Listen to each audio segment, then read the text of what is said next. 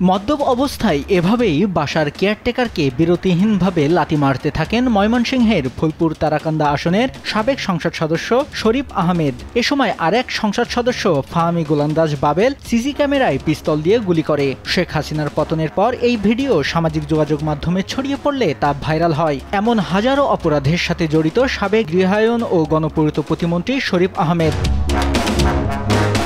দেশ টিভির অনুসন্ধানে বেরিয়ে এসেছে, এলাকার উন্নয়নে মনোযোগী না হলেও 10 বছরে নিজের ভাগ্যের আমূল পরিবর্তন ঘটিয়েছেন সাবেক প্রতিমন্ত্রী। তার সংসদীয় আসন ফুলপুর তারাকান্ধার বিভিন্ন প্রতিষ্ঠানে নিয়োগ বাণিজ্য, স্থানীয় নির্বাচনে দলীয় মনোনয়ন বাণিজ্য করে হাতিয়েছেন কোটি কোটি টাকা।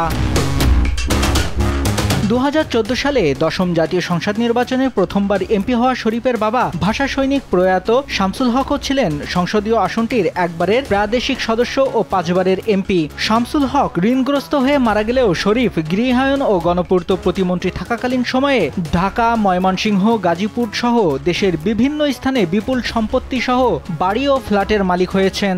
উনি তার কিছু সাঙ্গপাঙ্গ নিয়ে তারাকান্দা ফুলপুর উপজেলা একটা ত্রাসের রাজত্ব কায়েম করেছিল, সাধারণ মানুষকে জিম্মি করেছিল। প্রশাসন এবং ছত্রছায়া সমস্ত অফিস আদালত জিম্মি করে আজকে হাজার হাজার কোটি টাকায় উনি দুর্নীতি করেছে।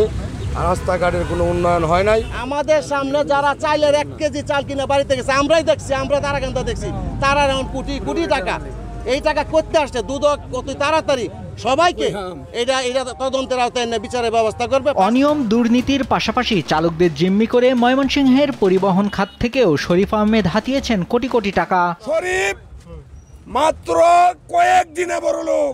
শরীফের বাবার লগে আমরা এই তারাকান্দা থেকে ফুলপুর পর্যন্ত মিছিল করছি হাইটিয়া, কিন্তু তার বাপে কিচ্ছু করতে পারে নাই।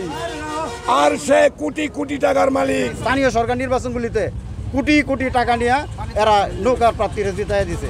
যে ভোট পাইছে দিন শেষে হ্যাঁ ফেল, যে নৌকার কোনো ভোট নাই দিন শেষে সে হইল বিজয়ী। গাড়ি গুড়ি যানবাহন চালায়া আমরা সংসার চালাই।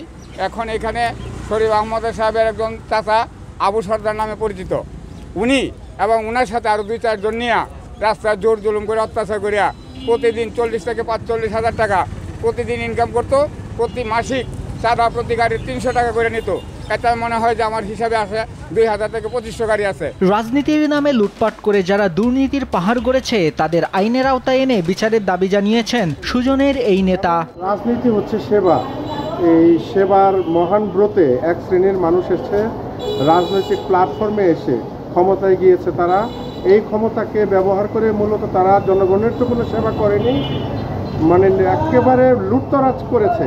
কোটি কোটি টাকা লুট করেছে, দেশের সম্পদ লুটে নিয়েছে এবং মানুষের ভাগ্য নিয়ে তারা চিনিমিনি খেলেছে। দ্বাদশ জাতীয় সংসদ নির্বাচনের হলফনামায় শরীফ আহমেদ মাছ চাষে বছরে কোটি টাকা আয় দেখালেও 10 থেকে 15 কোটি টাকার গরুর খামার সহ অনেক সম্পদের তথ্য গোপন করেন।